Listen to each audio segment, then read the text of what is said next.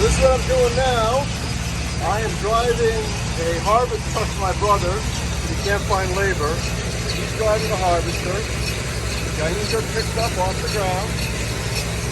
They go up the harvester. A fan blows, lifts the tops up. The tops are cut and thrown out. And the onions that go on that chain.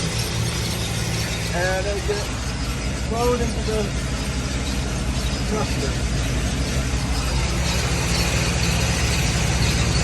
I do miss this job a lot. I love driving the truck like this and doing it. This is fun. This is a lot of fun. I do miss this. Great deal.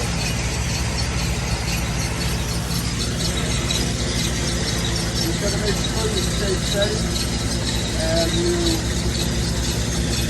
don't hit the boom of the truck. Ready to go.